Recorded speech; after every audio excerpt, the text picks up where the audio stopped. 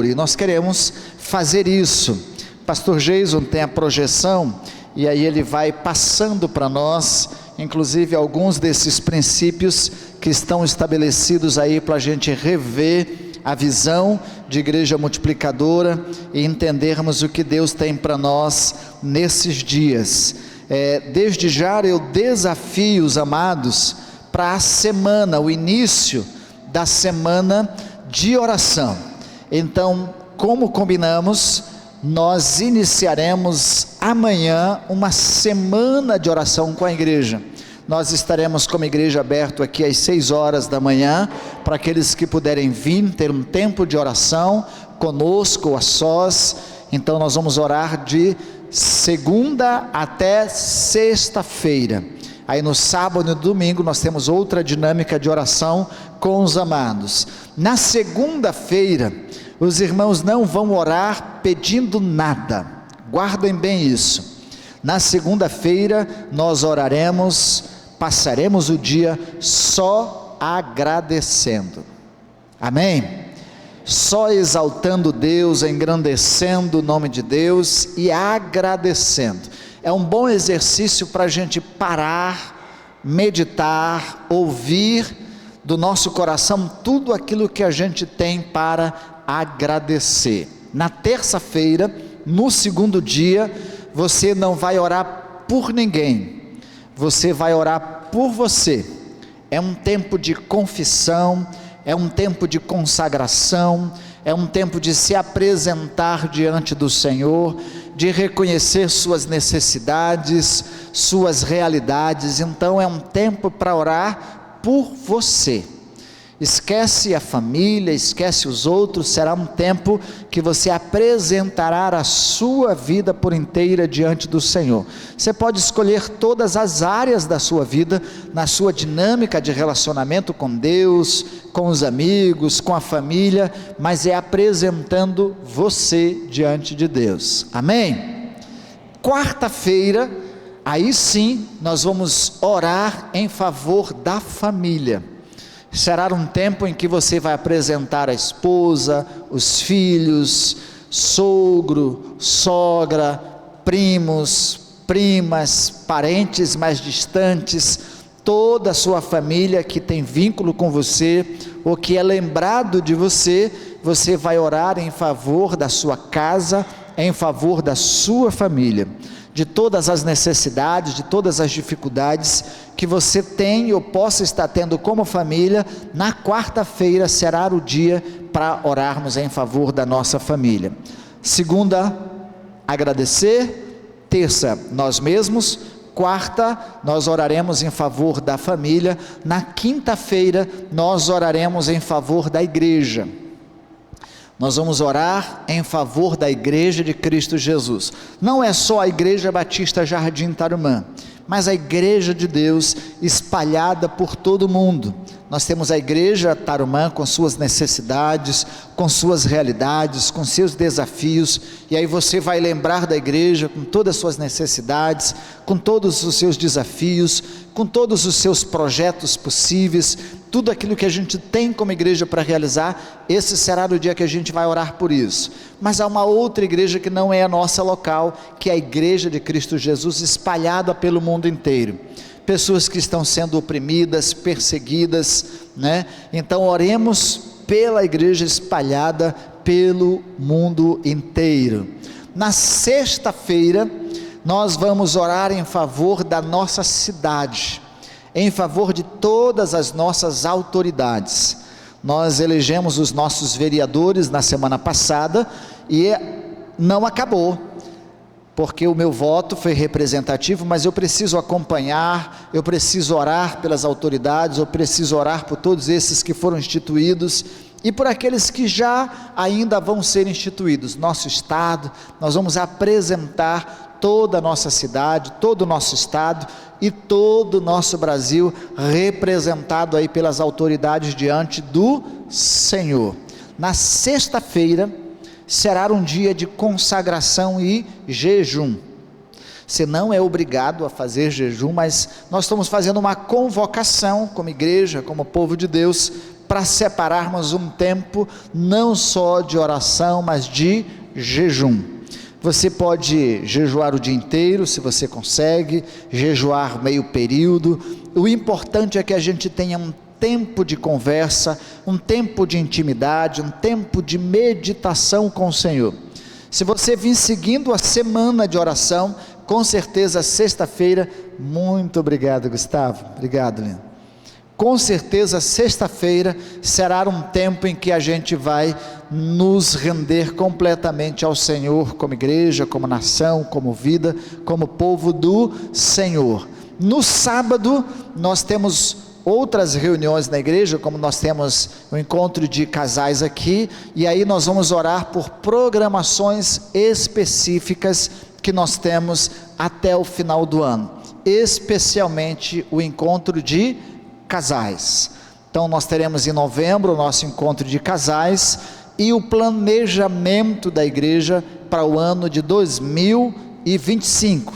Então nós vamos orar no sábado em favor dos casais, das famílias da igreja, das famílias no Brasil, e orando também especificamente aí pelo nosso encontro de casais em novembro, amém? No domingo a gente vai ter, no momento do culto, um tempo de entrega de toda a nossa semana de oração. Teremos um tempo maior, nós estaremos aqui de 6, nosso culto começa às 18, de 17h30 até às 18 horas, um tempo de oração. Você pode chegar mais cedo e aí se render ao Senhor, dobrar os seus joelhos, e nós vamos estar orando aqui até antes do início do culto. Mobilizo aí os homens, mobilizo as mulheres, mobilizo os adolescentes, os juniores, para que a gente tenha esse tempo antes do culto de oração, amém? Deu para memorizar? Deu para gravar? Então, ótimo. A gente vai publicar isso na nossa rede social, nos nossos canais aí de comunicações, para vocês não se esquecerem. Então, dito já da nossa programação da semana de oração, nós vamos relembrar esse princípio, ou 5 princípios que a gente tem trabalhado como igreja multiplicadora. Quando a gente fala de igreja multiplicadora, alguém pergunta: o que é isso, pastor? O que é a igreja multiplicadora? É a igreja de Cristo Jesus, compromissada com a missão. Mas há um conceito bem interessante que a gente vai repetir juntos, só por uma questão didática, para repetirmos o que é a igreja multiplicadora. Vamos ler juntos? A igreja multiplicadora é a visão de multiplicação intencional, baseada em 5 princípios bíblicos de crescimento para a igreja local, com o objetivo de cumprir a grande comissão. Então, é a proposta intencional da igreja se multiplicar, seguindo 5 princípios, e nós vamos ver quais são esses 5 princípios, mas com o objetivo maior de cumprirmos a grande comissão que nos foi dada por Cristo Jesus, é caminharmos como igreja cumprindo a missão. Não é um modelo de igreja, não é isso, são princípios, resgate de valores que nos levam ao crescimento intencional. O primeiro deles a gente vai ver hoje, que é oração. Vamos ver quais são os 5 princípios. A mãozinha fica fácil. A primeira é, a segunda, a terceira, a quarta e a quinta, compaixão e graça. Esses são os 5 princípios, e a gente vai estar falando desses 5 princípios aí durante as 5 semanas seguintes. Pedimos aos irmãos que nos ajudem acompanhando, para não perderem essa sequência, ela é importante para nós. Tem mais uma engrenagemzinha ali que fica fácil a gente entender. Igreja multiplicadora, seguindo os 5 princípios. A primeira delas é de oração, evangelização discipuladora, plantação de igreja, formação de líderes, compaixão e graça. Vida de oração. Não acontece nada em nossa vida, na dimensão espiritual, se nós não estivermos nutridos e firmados numa vida de oração. Jesus nos deixou esse exemplo, Jesus nos deixou essa referência. Não há ninguém melhor para ser o nosso exemplo de vida de oração do que Jesus, o Cristo. E eu quero convidar vocês a abrirem suas Bíblias no livro de Mateus, capítulo de número 6, verso 5 ao verso 18. Nós vamos pensar sobre a oração ensinada por Jesus aos seus discípulos e a nós. Um modelo de oração, não uma oração para se repetir. Repito, um modelo de oração, não uma oração para se repetir. Acharam? Mateus capítulo 6, do verso 5 até o verso 18. Diz assim: e quando orarem, não sejam como os hipócritas, que gostam de orar em pé nas sinagogas e nos cantos das praças, para serem vistos pelos outros. Em verdade lhes digo, que eles já receberam a sua recompensa. Mas ao orarem, entre no seu quarto, e fechada a porta, ore ao seu Pai, que estará em secreto, e o seu Pai, que vê em secreto, lhe dará a recompensa. E orando, não usem de vãs repetições como os gentios, porque eles pensam que por muito falar serão ouvidos. Não sejam, portanto, como eles, porque o Pai de vocês sabe o que vocês precisam, antes mesmo de lhe pedirem. Portanto, orem assim: Pai nosso que está nos céus, santificado seja o teu nome. Venha o teu reino, seja feita a tua vontade, assim na terra como no céu. O pão nosso de cada dia nos dá hoje. E perdoa-nos as nossas dívidas, assim como nós também perdoamos aos nossos devedores. E não nos deixes cair em tentação, mas livra-nos do mal, pois teu é o reino, o poder e a glória para sempre. Amém. Porque se perdoarem aos outros as ofensas deles, também o Pai de vocês, que está no céu, perdoará vocês. Se porém não perdoarem os outros as ofensas deles, também o Pai de vocês não perdoará as ofensas de vocês. Quando vocês jejuarem, não fiquem com uma aparência triste como os hipócritas, porque desfiguram o rosto a fim de parecer aos outros que estão jejuando. Em verdade lhes digo que eles já receberam a sua recompensa.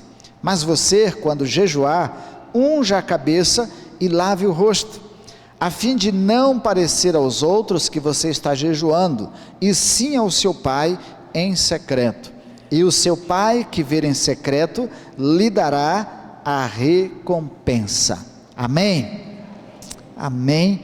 Que o Senhor nos ajude, através da sua palavra, a compreendermos as suas verdades.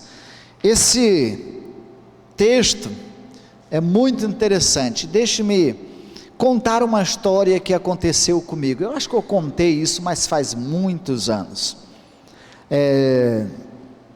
Não interprete mal e não entenda mal, mas eu tive uma experiência, vou dizer, sobrenatural na minha vida, e eu me lembro que diante daquela experiência que tive, não foi com Deus, né? Não foi com Deus, eu precisei de Deus, mas não foi com Deus. E ainda eu tinha uma idade pequena, eu devia ter aí os meus 11 anos de idade no máximo, provavelmente por aí. E naquela noite, diante daquela realidade, daquela experiência, eu orava o Pai Nosso e orei umas 10 vezes o Pai Nosso. Pai Nosso que está no céu, porque eu achava que orando o Pai Nosso, o mal ia embora. a presença do mal iria embora. Então eu repeti 10 vezes o Pai Nosso, achando que o Pai Nosso me livraria do mal. Isso foi uma realidade na minha vida, até que de fato eu aprendi o que era orar, e que a oração do Pai Nosso, seja bem-vindo sacerdote, pelo menos para orar ele acordou, porque até agora ele estava dormindo ali, né? Então foi uma experiência marcante para mim, e que me fez refletir depois de como nós devemos nos portar em oração diante de Deus. Eu entendi que não era só orando o Pai Nosso para me livrar do mal, mas eu precisaria de uma vida de oração, de uma vida de intimidade com Deus, de uma vida de aproximação de Deus, para que o mal não chegasse a mim. Até a Bíblia assim nos ensina: resistir ao diabo e ele fugirá. Achegai-vos a Deus e ele se achegará a vós. Eu precisava me achegar a Deus, me aproximar de Deus, buscar intimidade com Deus, para que eu também pudesse não cair em tentação e Deus me livrar do mal. Dito essa experiência, não dá para a gente contar aqui os pormenores dela. Se um dia você quiser ouvir, eu posso contar para você, né? Mas o que a gente aprende com Jesus, falando com seus discípulos sobre oração, até porque foi um pedido dos discípulos para Jesus: ensine-nos a orar, né? Alguém aí já pediu para alguém ensinar a orar? Ninguém, né? Todo mundo vai na intuição de como orar, mas os discípulos tinham dúvidas, tinham dificuldades, não sabiam como orar. E de oração tem muitas coisas que a gente tem como ilustração. Quando a gente não sabe orar, a gente fica tímido, fica com receio, fica com dificuldade, fica com muita vergonha, porque depois que a gente acaba de orar, a gente não sabe se orou certo, se estava certo. E para a gente orar, é orar bonito, né? Com palavras bonitas. E aí tem 2 histórias que eu me lembro. Eu tinha um irmão na igreja, e eu não preciso citar o nome nem a igreja, não é aqui no Tarumã, tá? Foi em outra igreja que pastoreei no início da minha vida pastoral. E aquele irmão, quando ele orava, ele postava a voz: Deus de Abraão, Deus de Isaac, Deus de Jacó, Deus dos patriarcas. E ele orava postado bonito, e era bonita a oração dele mesmo. Mas todas as vezes que ele orava, né, acontecia isso. Eu tinha um outro irmão na minha idade, ainda no interior, lá no Maranhão, que ele gostava de orar, mas gostava de orar profundamente. E a gente tinha lampião na igreja, não era luz elétrica. E esse eu posso falar o nome, ele é falecido e tudo. Irmão Anastácio, quando ele começava a orar, os irmãos já se preparavam para trocar o lampião, porque acabava o gás do lampião, a gente ficava no escuro e tinha que trocar o lampião depois da oração dele. Era um irmão que ele orava longamente, porque ele era uma pessoa dedicada à oração. Mas também eu me lembro de uma história de um jovem que queria namorar a filha do pastor. Mas o pastor é de uma igreja pentecostal, avivada, que quando alguém começava a orar na igreja, todo mundo orava junto, e aí ninguém sabia mais quem estava orando, e que hora que tinha que terminar a oração, quando o pastor dizia amém, aí todo mundo parava, era o amém, né? Aquela hora. E aquele jovem se converteu na igreja, recém-convertido, interessado em namorar a filha do pastor, e aí o pastor disse: filho, então convida ele para vir almoçar em casa, um dia. E aí ele foi almoçar em casa, e aí o pastor disse assim: irmão, então pode orar pelo almoço, agradecer. Aí ele fechou os olhos, deu uma breia, abriu assim: Senhor Deus, Senhor Deus, e não tinha barulho, ninguém começou a orar ao mesmo tempo, e aí ele tinha que orar, e ele não sabia orar, não sabia o que pedir. Aí o pastor entendeu, interrompeu ele e orou, agradecendo pelo almoço.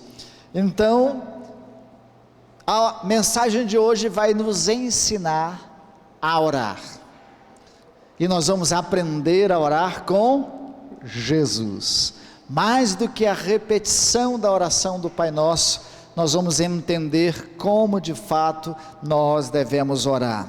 E a primeira coisa que Jesus ensina aos seus discípulos é o que não é oração. O que não é oração. Verso 2, verso 5 e verso 16, tem uma palavra-chave aí nesses 3 versículos, que é hipócrita. A gente aprende que oração não é um ato de hipocrisia.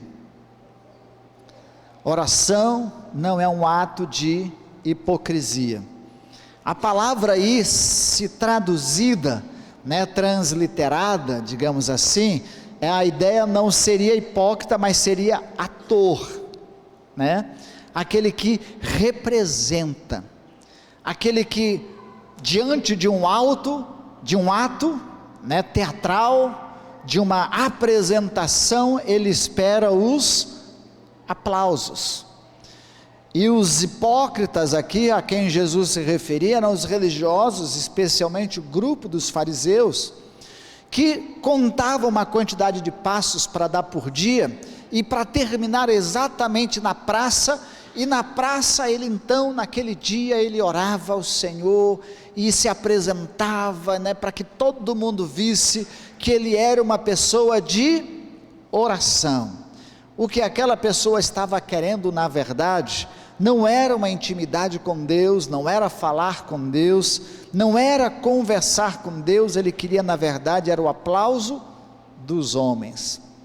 Ele queria, na verdade, era o reconhecimento dos homens, de que ele era uma pessoa devota a Deus. Nenhum ato de oração, nenhuma palavra de oração. E aqui está relacionado às 3 atitudes, às 3 virtudes cristãs, tanto da esmola, da benevolência, do ato de se fazer o bem a alguém, quanto da oração e do jejum. Ele está dizendo que não pode ser feito com hipocrisia, como um ator que representa. Então, se nós vamos nos ajoelhar diante do Senhor. Não é nos ajoelharmos para que pessoas vejam e nos admirem, essa pessoa é de oração. Não, nós vamos fazer isso com o nosso coração quebrantado e voltado para a pessoa de Deus. É diante de Deus que nós estamos. Não é para ser reconhecido por ninguém, mas isso também não impede a gente de, ao chegar na igreja, nos ajoelharmos e nos apresentarmos diante de Deus em oração. Não vou me ajoelhar aqui para ninguém pensar que eu estou me aparecendo. Não é isso também. O importante é o seu coração. Deus conhece o nosso coração. Também, quando faço algo para alguém, eu não posso esperar o aplauso. Se eu recebo o aplauso, diz o texto, que eu já fui recompensado. Deus não precisa mais me recompensar. Eu já recebi a glória, já recebi o benefício. Já fui reconhecido. Então, Deus não precisa mais me reconhecer, Deus não precisa mais me dar dádiva por isso, porque eu já recebi o que eu queria e o que era devido do meu coração, ou da intenção do meu coração. É diferente do sentido de reconhecer e dar honra, como Paulo escreve aos Romanos: a quem honra, honra, reconhecer, dar o mérito, mas não podemos fazer com a intenção de receber o aplauso das pessoas ou dos homens. Fazemos isso como sendo para Deus. Oração não são vãs repetições. Não adianta repetir esta oração como uma penitência ou como uma fórmula para receber bênção. Nós temos na história algumas pessoas que tinham o livro de São Cipriano. A oração de São Cipriano é poderosa. Então quem rezava, quem lia a oração de São Cipriano, tinha o corpo fechado. Alguém já ouviu isso aí? Mas pensei que era só eu, né? Mas muitas pessoas pensam assim. Outras vezes, até no meio gospel, no meio evangélico, eu vou orar uma oração forte. Oh meu Deus! Não é esse sentido aqui da oração forte, né? Como uma fórmula para receber a bênção. Não é o modelo da oração. Não é isso. A gente vai entender que é muito mais do que isso. É a ação triuna de Deus na nossa dinâmica de uma intimidade, de uma vida de conversa e de relacionamento com Deus. Não é uma reza, e essa é uma palavra que vem do latim, recitare, algo que decoro, algo que alguém escreveu, eu falo, eu repito por diversas vezes, então como uma reza, um ato decorado, em que eu repito, isso era costume muito comum dos pagãos daquela época, e quando Jesus aqui fala aos discípulos, também está se referindo, porque eles achavam dos mantras, né, como eram repetições, orações repetidas, em favor de deuses, né, dos seus deuses, para receberem graça. Não é isso. Ninguém vai poder, olha assim, vá para casa, se cometeu um pecado, vá para casa e faça, ore 10 Pai Nosso, né? Ore 10 isso, 10 aquilo. Não é isso. Não são vãs repetições, não é uma fórmula de receber graça, ou uma fórmula de receber bênção. Pelo contrário, Jesus na sequência vai dizer a melhor forma de nós orarmos. Ele diz: entra no teu quarto, fecha a porta, que teu pai que está em secreto, te ouve em secreto e te recompensará.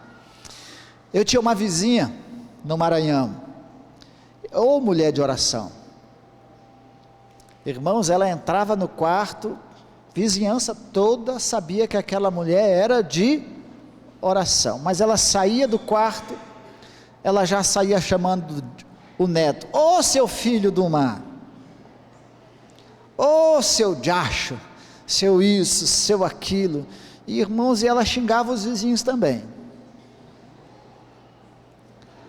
Não adiantava estar no quarto em secreto, porque não era secreto, né? Aqui a ideia de em secreto, entra no teu quarto, significa abrir o secreto do coração, a confissão do nosso coração, sermos sinceros diante de Deus com nossos pensamentos. Não dá para eu chegar num coletivo na igreja e sair confessando todos os meus pecados, vocês nunca mais voltam à igreja. Assim, eu vou para aquela igreja lá, o pastor peca, olha o tanto de pecado dele, olha o que ele pensa, olha o que ele faz. Não é isso. Esse momento de entrarmos no nosso quarto, fecharmos a nossa porta, é para a gente abrir o coração para Deus. Tem coisas que a gente só vai falar para Deus, que não dá nem para falar para ninguém. Embora a Bíblia diga que nós devemos confessar as nossas culpas uns aos outros, mas não é para todo mundo. É numa relação discipular, de cuidado de um com o outro, para abrirmos o nosso coração com um conselheiro, com alguém, de uma confidência, de uma ajuda, de um auxílio, mas não é para sair contando para todo mundo, a não ser que todo mundo já saiba, e aí a gente vai contar como testemunho de vitória, de um pecado vencido. Eu costumo dizer, pecado confessado, pecado vencido, é testemunho, mas aqui Deus está dizendo, entre no seu quarto, feche a porta, abra seu coração. O que você tem pensado, o que você está pensando, o que você tem sentido, como é que você está, e aí a gente não tem esse tempo com Deus. Que hora que a gente vai abrir a caixa preta? Deus conhece o nosso coração, eu nem precisaria falar, porque Ele já sabe, Ele já conhece, Ele sabe até o que eu preciso, nessa nessa ideia eu não precisaria nem orar, mas ele diz assim: entre no seu quarto, fale com seu pai, ele conhece o seu coração, mas é preciso a gente se expor para Deus, se colocar para Deus num ato de dependência, de reconhecimento que a gente tem intimidade, que tem proximidade. Senhor, eu quero que o Senhor me ouça, olha, o meu coração está assim, está entristecido, está amargurado, está com essa dificuldade, eu estou com essa e essa e essa dificuldade. Entrar no quarto para termos esse tempo com Deus é importante, é terapêutico. Se a gente não tiver tempo para essa conversa com Deus, nós ficamos carregando um monte de pensamentos, alimentando esses pensamentos e cheios de sentimentos de amargura e de outras coisas mais. Mas quando a gente se abre para Deus, conversa com Deus, num tempo secreto, é maravilhoso. Os nossos planos, nossos sonhos, nossos projetos, apresente diante de Deus. Não precisa a igreja ter um tempo de oração para que eu ore. Eu não preciso convocar a igreja para orar para que eu ore, para que você ore. Essa é uma atitude individual, personalizada, que cada crente, que cada pessoa tem que ter. Há momentos coletivos de oração, mas há necessidade do individual, do pessoal, da relação pessoal. O coletivo tem os seus propósitos, os seus desafios, como nós estamos fazendo para startear, digamos assim, para a gente criar a rotina, a disciplina, né, de termos esse tempo com o Senhor. Na sequência, os destaques do ensino de Jesus sobre oração. Aí Jesus de fato começa a ensinar a orar: Pai nosso que está no céu. Aí a gente vê a paternidade de Deus. A referência aqui não é o pai terreno, não é o nosso pai físico. Algumas pessoas têm muita dificuldade de chamar Deus de pai, de se apresentar diante de Deus, reconhecendo Ele como figura paterna, porque a sua figura paterna terrena é tão desconfigurada, é tão não representada como alguém que provê, como alguém que cuida, como alguém que ama, como alguém que afaga, como alguém presente, que essa pessoa tem dificuldade de se apresentar diante de Deus, reconhecendo-o como pai. Mas deixe-me dizer para você, Deus é pai, pai perfeito. Ele não é como o nosso pai terreno. Por melhor que a gente seja como pai, somos falhos, imperfeitos, mas Deus é pai eterno, pai perfeito, completo em graça, completo em amor, completo em misericórdia, completo em justiça. E é diante dele que nós nos apresentamos. Na figura do Novo Testamento, ele diz que se nós não nos tornarmos como criança, então nós não herdamos o reino dos céus. E como criança também é que a gente se achega a Deus. A criança ela tem essa figura de pai, né? E ele anseia por essa figura protetora, cuidadora. Então Deus é o nosso pai. Quer queiramos, quer não, Ele é o nosso Pai, mas precisamos reconhecê-lo como tal, e nos aproximarmos dEle como tal. É o Deus que está no céu, embora seja Deus transcendente, aqui a expressão de que Deus está nos céus, mas o Deus que se curva, que se faz presente também no meio de nós, e essa representação maior na figura de Cristo Jesus, o Deus encarnado, que se fez carne e habitou entre nós, e vimos a sua glória como a glória do unigênito do Pai. A gente não pode negar que o trono de Deus é nos céus, e esse céu não é essa dimensão azulada que a gente vê, mas é uma dimensão maior, a casa de Deus, a morada de Deus, o trono de Deus. E Isaías 66:1 representa muito bem isso. o trono de Deus, a morada do Altíssimo. Atos 2, 33, 39, o próprio livro de Apocalipse, capítulo 4, verso 3 ao verso 5, na visão de João, vendo o trono de Deus, os céus, a morada, e é para lá que nós vamos, né? Embora alguém diga que seja aqui na terra reformulada e reformada, a Bíblia nos diz que é nos céus, casa de Deus, morada de Deus, onde Jesus nos foi preparar um lugar e nos quer lá, presente com Ele. Essa figura de Deus, essa habitação de Deus, isso nos faz exatamente entender toda a soberania, toda a majestade, toda a grandiosidade, toda a santidade de Deus, tudo aquilo que Ele é, tudo aquilo que Ele representa, tudo aquilo que a gente não é, mas que Deus é. Então, quando diz assim, Pai do céu, Pai em toda a dimensão do que é criado, visível e invisível aos nossos olhos, a esse Deus que nos dirigimos, a esse Deus que nos prostramos e nos rendemos. Sabe o que é isso? Quando você se apresenta diante de Deus e consegue mensurar isso, diante do Deus, do Pai, que é o nosso Pai. E isso é uma coisa interessante, porque embora todos nós sejamos filhos por adoção em Cristo Jesus, nem todos são filhos de Deus, todos são criaturas. Filhos somos por adoção, Cristo único, unigênito, só Cristo Jesus, né?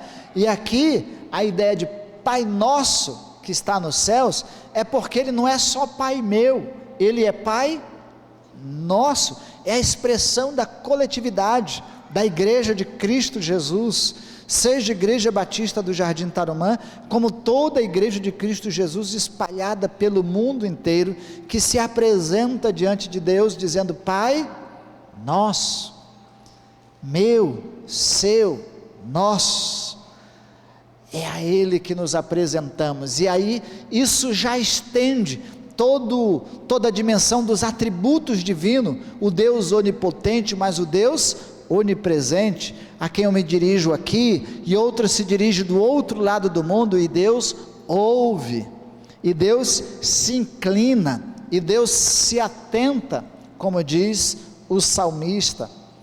A outra diz, Pai nosso que está no céu, santificado seja o teu nome. A santidade do nome de Deus diz respeito ao nosso testemunho. Aquela irmã mesmo que eu dei o exemplo, que entrava no quarto e orava alto, todos os vizinhos ouviam, mas quando ela saía do seu quarto, o seu mau testemunho difamava a Deus mais do que exaltava a Deus. A nossa vida, quando presente na igreja, e somos uma pessoa e fora da igreja somos outra, difama o nome de Deus. Em vez de representar o Deus Santo a quem nós servimos, ele faz um escândalo. Na igreja eu sou cortês, educado, lá fora eu sou um mal educado, um grosso, grosseiro, grosseira. Na igreja eu sou amoroso, mas lá fora eu sou outra pessoa.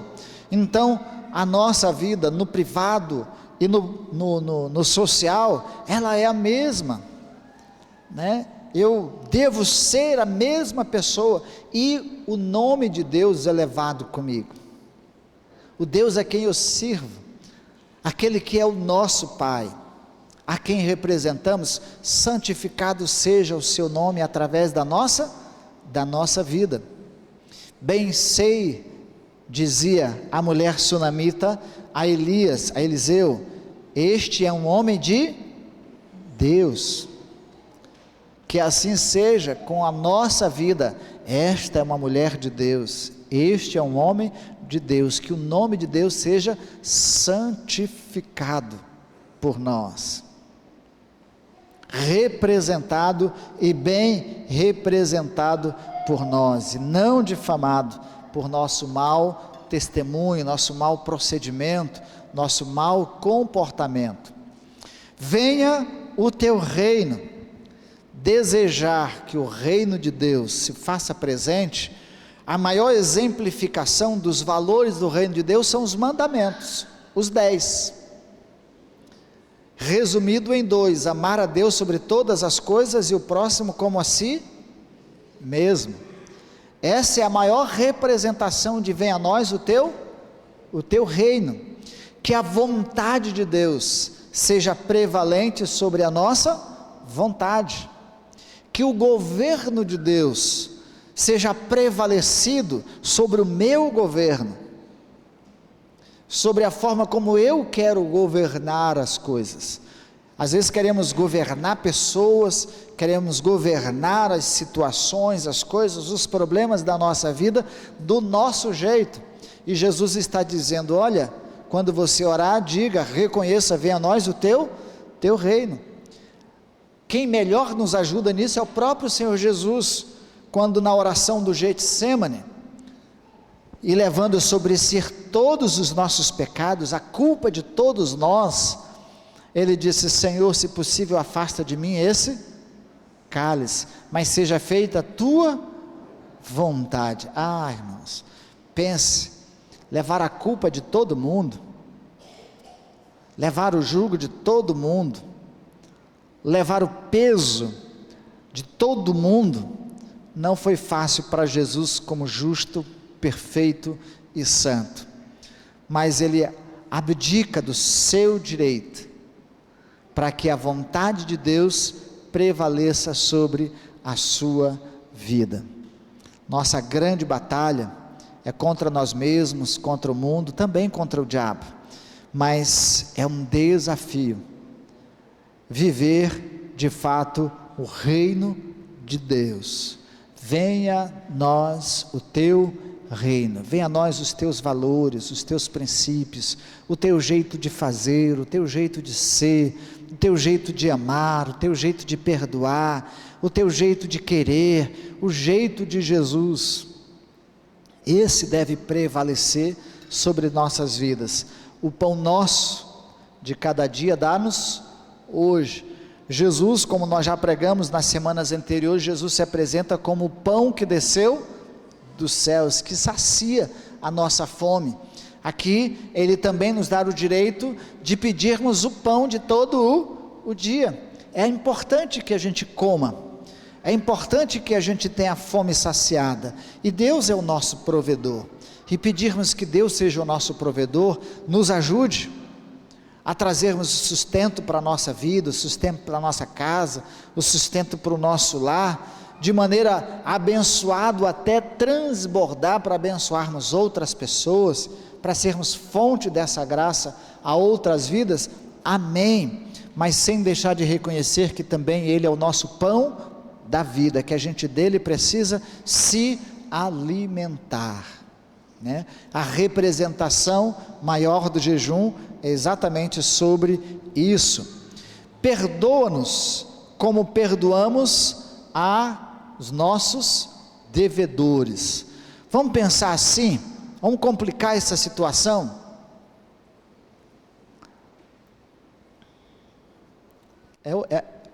Há casos verídicos, mas eu vou exemplificar simplesmente dando uma ideia para nós, mas há casos verídicos diante disso. Imagine você ter um filho, e você não podia ter filhos, e sonhou com a vida desse filho, e de repente Deus lhe deu um filho, cresceu, chegou na adolescência, ou mesmo na infância,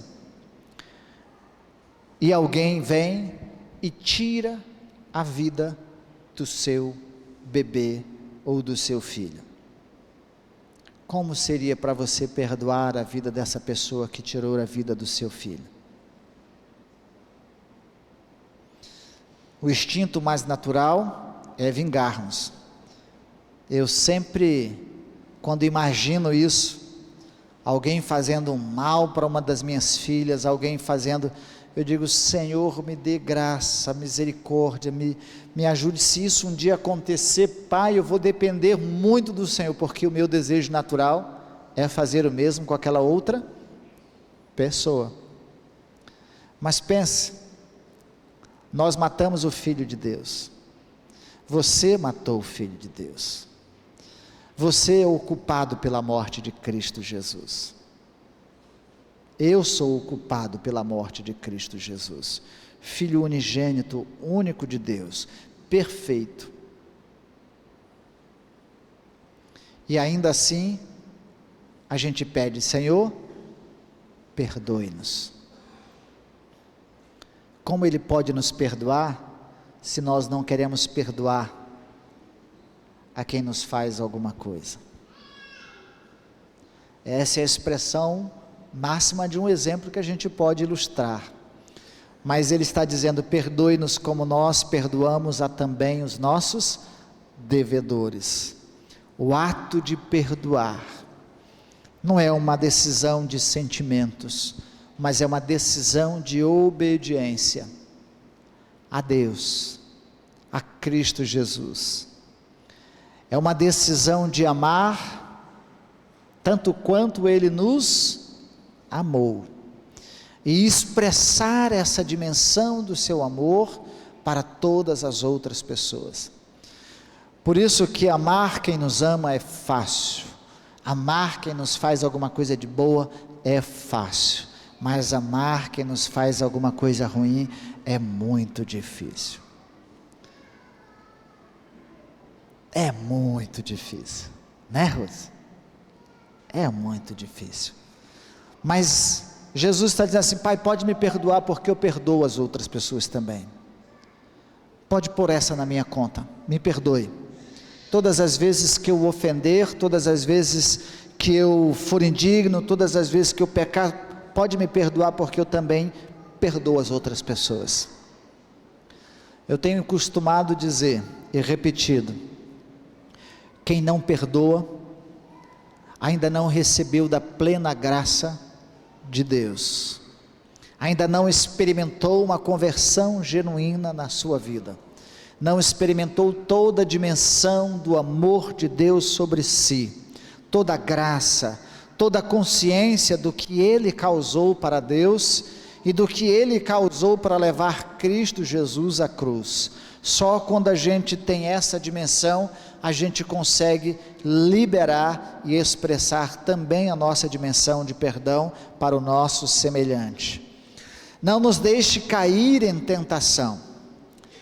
Tudo aquilo que nos for apresentado por nossos desejos, pelo mundo e pelo diabo para nos separar de Deus, para afastar a nossa comunhão com Ele, é chamado de tentação. Somos tentados pelos nossos desejos, nossos apetites, somos tentados porque o mundo que vive imerso nesses desejos e submissos aos principados e potestades, também nos influenciam, com todos os seus valores, com seus ensinos, com sua presença, também fazem uma pressão sobre nós, e por trás de tudo isso está o maligno, o mal, o diabo, alimentando tudo isso, e dizendo: vai, faz, não tem problema não.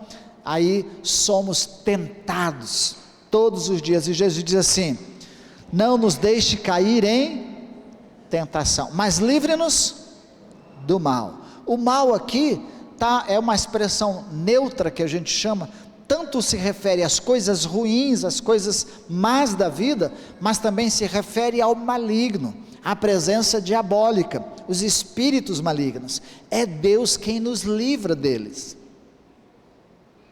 é Deus que nos afasta deles. Então, você que é crente, não tenha medo dos fantasmas, porque Deus te livra deles. Aquela experiência que eu tive, eu não tinha Jesus ainda de fato no meu coração, e eu pensava que o Pai Nosso ia me livrar dele, mas só Deus é quem pode nos livrar. Quem nos livra da presença maligna, quem nos livra dos principados e potestades, é Deus. Quem nos livra do mal e de situações mais, é Deus. A gente agradece por uma cura, a gente agradece por um livramento num acidente que acontece, mas todos os dias Deus nos livra do mal. Quando você sai de casa para ir para um lugar, a gente vê coisas, fatalidades na vida que a gente não imagina. Já pensou, você está andando, cair um pedaço de um objeto celeste lá e cair na sua cabeça? Você está andando, cair um raio e cair na sua cabeça? Você está passando debaixo de um prédio de construção, caiu um ferro de ponte agudo na sua cabeça? Nós somos livres do mal todos os dias. Então, livre-nos do mal e não nos deixe cair em tentação. Ele encerra dizendo uma palavra de glória, o reconhecimento, quando ele diz, deixa eu achar aqui,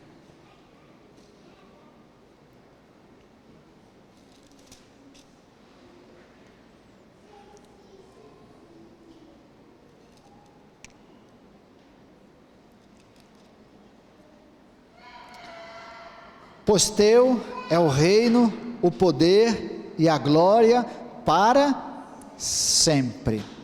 Aqui é um reconhecimento, porque teu é o reino, porque o reino é de, todas as coisas pertencem a Deus, o poder pertence a Deus, e a glória pertence a Deus. Nessa expressão, a gente vai entender quando Jesus consuma a sua presença com os discípulos, é-me dado todo o poder nos céus e na terra, portanto ide, ele tem todo o poder, toda a glória, tudo é dele. Paulo expressa isso escrevendo aos Romanos dizendo, porque dele, por ele, para ele são todas as coisas, glória pois a ele eternamente, amém. Amém, irmãos? Aprendemos a orar com Jesus? Não precisa só repetir a oração do Pai Nosso, mas aprender o que Jesus de fato estava nos ensinando, os passos importantes na nossa vida de oração. Deixe-me concluir falando sobre a Trindade no papel da oração. Deus é Deus triuno, Deus Pai, Filho e Espírito Santo. O Filho, Jesus, o Cristo, o enviado de Deus para a nossa redenção, para a nossa salvação. Quando nós oramos a Deus. Embora esse Deus triuno manifeste nas três pessoas distintas, Pai, Filho e Espírito, eles têm papéis distintos. E na oração, isso é importante para a gente compreender toda a revelação divina, toda a manifestação de Deus sobre as nossas vidas, e como Deus age e opera em nós. Isso é importante. E aí vamos ver, quando eu oro a quem? A Deus Pai. Foi assim que Jesus ensinou os discípulos: Pai nosso que está nos céus. Paulo também vai nos escrever sobre isso, Efésios capítulo 1, verso 17, diante do Pai eu dobro os meus joelhos, intercedo, oro em favor de vocês, a Deus o Pai a quem nós oramos. Quando Jesus estava orando no Getsêmani, a quem Jesus se dirigiu? Ao Pai. Quando Jesus está orando a oração de João 17 que nós oramos, que nós lemos ainda há pouco, a quem Jesus se dirigia? A Deus, o Pai. E em nome de quem que nós devemos orar? Em nome de Cristo Jesus. E quem ensinou sobre isso foi Ele mesmo. Se você abrir João capítulo 15, verso 7 ao verso 9, João 14, do verso 3 ao verso 14, você vai dizer e entender, tudo o que pedirdes em meu nome, se as minhas palavras estiverem em vós, e vós estiverdes em mim, tudo quanto pedirdes vos será dado. A conexão aqui de pedir em nome de Jesus, é porque nós estamos ligados à vontade de Deus, e à palavra de Deus como prevalência em nossas vidas. A sintonia da vontade de Deus para a vontade de nossas vidas, são manifestas nessa compreensão. Então nós oramos a Deus em nome de Jesus, Ele empresta o seu nome, Ele nos dá o direito de usarmos o seu nome, porque Ele detém todo o poder e toda a autoridade, nos céus e na terra. E quem nos ajuda nas nossas orações? O Espírito Santo de Deus. Só que o Espírito de Deus, onde ele está?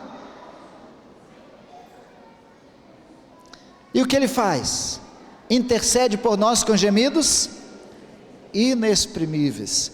Ele nos ensina e nos conduz a toda verdade. Eu não preciso pedir para o Espírito de Deus, esse já é o seu papel natural. Paulo, escrevendo aos Romanos, capítulo 8, ele diz que o Espírito de Deus intercede por nós com gemidos inexprimíveis. Ele intercede por nós diante das nossas fraquezas, porque nós não sabemos como pedir. Então, é a ação natural do Espírito de Deus interceder por nós nas nossas orações. Ele traduz. Deixe-me dar um exemplo simplificado. No centro de recuperação, a gente tinha aqueles pedidos de orações. E aí, no pedido de oração, um dos alunos falou: pastor, eu peço oração dos irmãos pela minha mãe. E a gente disse: qual que é o pedido? Ela vai sofrer uma intervenção siderúrgica. Mas siderúrgica, vocês sabem o que é siderúrgica, né?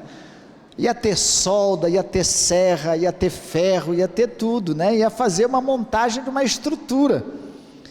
E imagine, eu, nas minhas limitações, que não consigo me dirigir a Deus como devo, quem vai interceder as palavras certas, a expressão certa, a forma certa? Eu posso estar falando errado, dependendo da emoção do momento, mas o Espírito de Deus traduz para mim. É como se eu estivesse orando numa língua e Ele traduzindo em outra língua para Deus, para que Deus possa compreender. Desta forma o Filho glorifica o Pai e o Espírito glorifica o Filho, porque o Pai enviou o seu Filho Cristo Jesus, e Jesus enviou o seu Espírito. Compreendermos essa forma de orar é reconhecer o processo da revelação de Deus e como Deus age completamente na nossa vida e nos apresentarmos diante desse propósito. Pastor, eu posso orar ao Espírito de Deus? Eu posso orar para Jesus? A Bíblia não diz que é proibido, mas também não há um modelo referente. O modelo referente é a Deus, em nome de Cristo Jesus, e o Espírito Santo de Deus me ajudando nesse processo. Eu posso falar com o Espírito de Deus: Deus, Espírito Senhor, me ajude. Mas eu posso orar corretamente e dizer: Deus, me ajude através do seu Espírito, a falar o que devo falar, a orar como devo orar, a cantar como devo cantar. Eu posso falar com Jesus: Jesus, perdoe os meus pecados, mas eu posso usar a maneira mais adequada no processo da revelação. Deus, por meio de Cristo Jesus, do seu sacrifício, do seu amor manifesto na cruz, perdoe os meus pecados. Assim eu reconheço a ação soberana de Deus, a manifestação de Deus e a ação completa dele na minha vida. Até para que a gente entenda tudo isso e não se perca, não haja confusão na nossa mente, no nosso entendimento, no nosso relacionamento com Deus. Amém? Deu para entender isso? O Espírito de Deus também nos ajuda, e é tanto que Paulo, escrevendo na sua carta de 1 Tessalonicenses 5,19 e Efésios 4, verso 36 a 39, ele vai dizer: não apagueis, não extingais o Espírito Santo de Deus. Não é no sentido de tirar o Espírito de Deus de nós, mas apagá-lo, entristecê-lo. Ele vai falar isso em Efésios: não entristeceis o Espírito Santo de Deus. Dependendo de como está a minha vida, dependendo do que eu estou fazendo, dependendo do que eu estou falando, dependendo do que eu estou alimentando como pensamento, eu estou entristecendo, apagando a presença de Deus na minha vida, apagando a presença do Espírito de Deus na minha vida, e não manifestando plenamente a obra redentora do amor de Deus em Cristo Jesus por mim. Então, por isso que eu preciso dessa vida de oração, desse tempo de intimidade, de comunhão com Deus, para compreender toda a dimensão, toda a revelação, toda a manifestação de Deus, todo o poder de Deus dispensado em prol, em favor da minha vida, em favor da sua, da nossa vida. É preciso viver uma vida de comunhão, de intimidade com Deus em oração. Aceitemos esse desafio, aceitamos o desafio, e o meu desafio para vocês hoje é: aceite esse desafio de viver vida de comunhão com Deus em oração. Você aceita esse desafio? Amém? Amém. Há uma música antiga, Danilo vai nos ajudar, e a gente pode encerrar esta mensagem cantando esse hino.